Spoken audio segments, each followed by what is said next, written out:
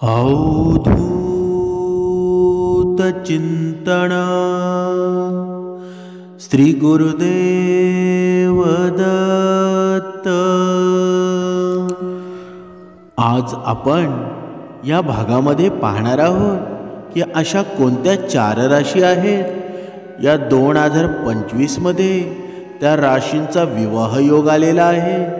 पण त्या व्यतिरिक्त आपण हे सुद्धा पाहणार आहोत की ज्या दुसऱ्या राशी आहेत त्यांना विवाह योग नाही, त्यांचा सुद्धा विवाह जर करायचा असेल, त्यांचा सुद्धा विवाह मुहूर्त जर व्हायचा असेल तर कोणते उपाय आहेत, या सर्व प्रश्नांची उत्तरे आहेत ना या भागामध्ये आपल्याला मिळणार आहेत। नवीन वर्ष 2025 मध्ये या 4 राशींमध्ये होणार विवाह योग म्हणजेच देवगुरु बृहस्पती आणि शनिदेव असतील 7व्या घरात, या राशींमध्ये वाजणार विवाहाची पिपाणी। एक अत्यंत आनंदाची बातमी मिळणार आहे। हे नवीन वर्ष 2025 या राशींसाठी आनंद घेऊन येणार आहे आणि या 4 राशींचं भाग्य आहे ना ते उजळणार आहे। तर चला एक एक करून बघूया वर्ष 2025च्या सर्व भाग्यशाली राशींबद्दल। यात नवीन वर्ष 2025 प्रेमसंबंध आणि विवाहाशी संबंधित महत्त्वपूर्ण भविष्यवाण्या केल्या जातील, म्हणून या भागाला तुम्ही महत्त्वपूर्ण बघा, कारण ज्यांची लग्न झालेली नाही त्यांच्यासाठी उत्सुकता निर्माण झालेली असेल, म्हणजे नव्या उत्साहानं जोशानं आणि उमंगानं हे नवीन वर्ष 2025च्या स्वागतासाठी तयार व्हा। आणि या 2025 मध्ये सूर्य, चंद्र, मंगळ, बुध आणि गुरु आणि शनिदेव यांच्या मोठ्या बदलामुळं काही महत्त्वाचे राजयोग तयार होतील। आणि हे राजयोग आहेत ना, काही राशींकरता चांगले असतील तर काही राशींकरता वाईट परिणाम सुद्धा घेऊन येतील। जसे जसे नवीन वर्ष सुरू होतं तसं तसं प्रत्येकाच्या मनामध्ये एक उत्सुकता निर्माण झालेली असते की येणारे नवीन वर्ष माझ्यासाठी कसं जाईल बरं। 2024 मध्ये मी कसे तरी संघर्ष करत, समस्याचा सामना करत मी वेळ काढला आहे, तर 2025 हे वर्ष माझ्यासाठी चांगलं जाईल का? तर चला एक एक रास करून पाहूया। नवीन वर्ष 2025च्या सर्वात पहिली भाग्यशाली रास म्हणजे पहिली रास आहे ती मेष रास, ज्याचं नाव आहे ना लो, ली, लू, ले, लो, ये, चू, चे आणि चो या अक्षरांनी सुरू होतं त्यांची मेष रास आहे। म्हणजेच इंग्रजीतील ये आणि यल आणि या अक्षरांची ज्यांची नावं सुरू होतात ना त्यांची मेष रास आहे। आणि हे वर्ष 2025 मध्ये मेष राशीतील लोकांसाठी प्रथमतः जानेवारीपासूनच म्हणजे वर्षाच्या सुरुवातीपासूनच प्रेम आणि रोमॅन्टिक काळाची सुरुवात होईल। जर तुम्ही आधीच कोणाशी रिलेशनशिपमध्ये असाल, म्हणजेच प्रेमसंबंधामध्ये असाल, जर तुम्ही प्रेमसंबंधामध्ये असाल तर त्या व्यक्तीशी विवाह करण्याची इच्छा बाळगत असाल तर वर्षाच्या सुरुवातीचे 3 महिने म्हणजेच जानेवारी, फेब्रुवारी आणि मार्च हे 3 महिने आहेत ना, ग्रहस्थिती तुमच्यासाठी अत्यंत अनुकूल असतील। देव, गुरु आणि बृहस्पती आणि राहू तुमच्या सातत्य घरामध्ये स्थित राहतील, ज्यामुळं तुम्ही तुमच्या लव पार्टनरला म्हणजे प्रेमविवाहाचा प्रस्ताव देऊ शकता। ग्रहांचा अनुकूल प्रभाव याकडे संकेत देत आहे की तुमचा विवाह आहे ना तो प्रस्ताव स्वीकारला जाईल आणि तुमच्या कुटुंबियांकडून सुद्धा तुमच्या लव्ह मॅरेजसाठी स्वीकार होण्याची शक्यता आहे। तसेच जे अजूनही अविवाहित आहेत मुले आणि मुली दोघांसाठी सुद्धा फेब्रुवारीपासून ते एप्रिलपर्यंतचा काळ आहे ना, कोणत्याही वरदानापेक्षा कमी असणार नाही. यावर्षी अविवाहित लोकांना त्यांच्या आयुष्यामध्ये विवाहाची पिपाणी वाजण्याचे हे योग प्रबल दिसत आहेत. याशिवाय नोव्हेंबर आणि डिसेंबर महिनाही तुमच्या विवाहासाठी अनुकूल ठरेल. मेष राशीसाठी शुक्र बळवान असतील, ज्यामुळं तुमच्या जीवनामध्ये प्रेम आणि उत्साह टिकून राहील. शनिदेव, गुरु, बृहस्पती आणि चंद्रमा तुमच्या 3ऱ्या आणि सातत्या आणि 11व्या भावामध्ये स्थित असतील, ज्यामुळं यौन सुखात सुद्धा वाढ होईल. जर तुमच्या लव पार्टनरसोबत ब्रेकअप झाले असेल तरीही मैत्री आणि संबंध पुन्हा सुरू होण्याची शक्यता आहे. मेष राशीसाठी वर्ष 2025 आहे ना, हे खूपच शुभ आणि उत्तम योग घेऊन येत आहे. तुम्हाला संतानाशी संबंधित एखादी मोठी खुशखबर मिळू शकते. तसेच जे लोक अगोदरच विवाहित आहेत त्यांना शनी आणि गुरु चंद्रमाच्या शुभ प्रभावामुळं पूर्णपणे दाम्पत्य जीवनाचा आनंद मिळेल. तुम्ही आणि तुमच्या जोडीदारासोबत लांबच्या प्रवासावरही जाऊ शकाल. जर करिअरच्या बाबतीत बोलायचं झालं तर वर्षाच्या सुरुवातीला जानेवारी ते मे महिन्यापर्यंत देवगुरु बृहस्पती तुमच्या धनभावामध्ये असतील.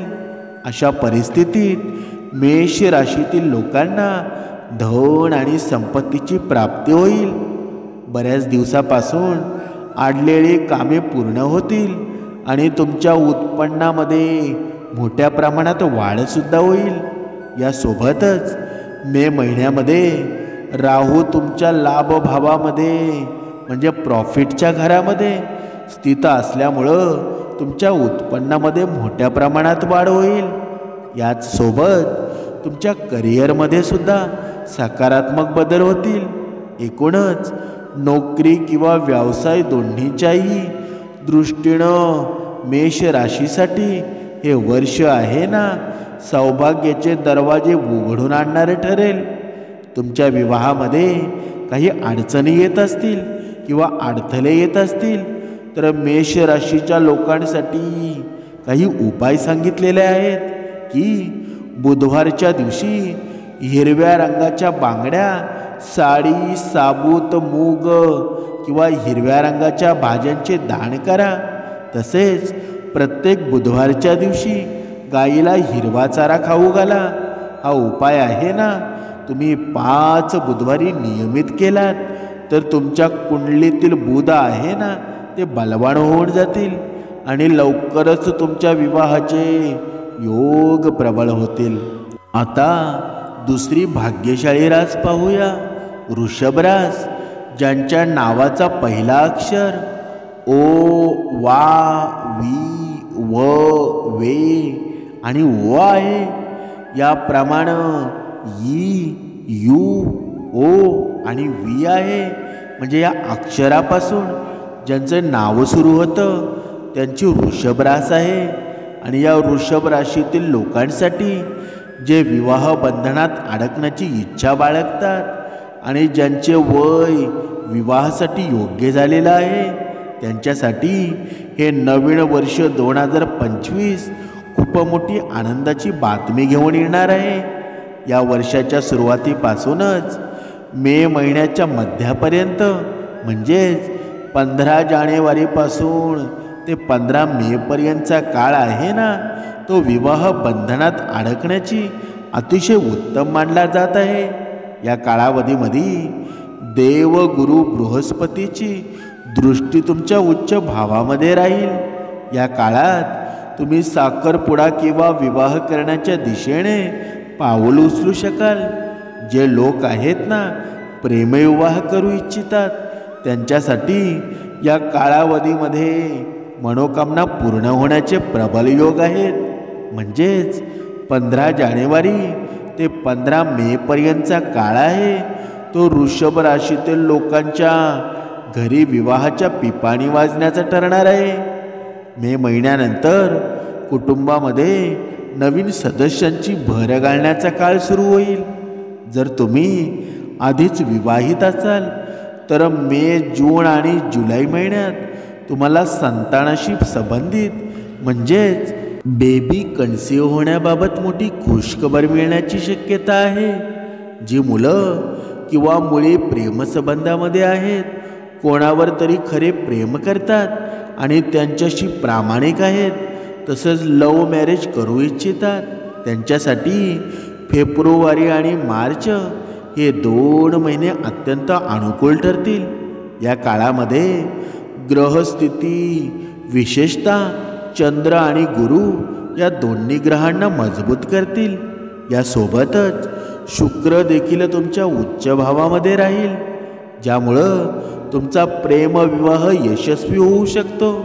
तुमचे कुटुंबीय तुमच्या प्रेमविवाहाला मान्यता देण्याची शक्यता आहे. आर्थिक स्थितीच्या बाबतीत लाल किताबानुसार वर्ष 2025 हे वृषभ राशीच्या लोकांसाठी भाग्यशाली ठरणार आहे. वर्ष 2025 मध्ये तुमच्या जीवनसाथीशी असलेले संबंध मधुर होऊन जातील. तसेच आर्थिक स्थितीच्या दृष्टीनेही हे वर्ष तुमच्यासाठी शुभ असेल. तुम्हाला चांगली संपत्ती आणि धनलाभसुद्धा होईल. तुम्ही जितकी मेहनत कराल ना, त्यानुसार तुम्हाला यशसुद्धा मिळेल. आता पुढे 2025 ची पुढची तिसरी भाग्यशाली राशी पाहूया. ती तिसरी रास आहे मीन रास, ज्यांच्या नावाचं पहिला अक्षर दी, दू, थ, ज, दे, दो, चा आणि ची. बघा, त्यांची ही मीन रास आहे. मीन राशीचे लोक आहेत ना, जे विवाहयोग्य वयामध्ये आलेले आहेत, त्यांच्यासाठी 2025 खूपच शुभ आणि अनुकूल परिणाम देणारं वर्ष ठरेल. फेब्रुवारीपासूनच एप्रिलपर्यंत राहू आणि केतू तुमच्या घरामध्ये सातत्य टिकून असतील.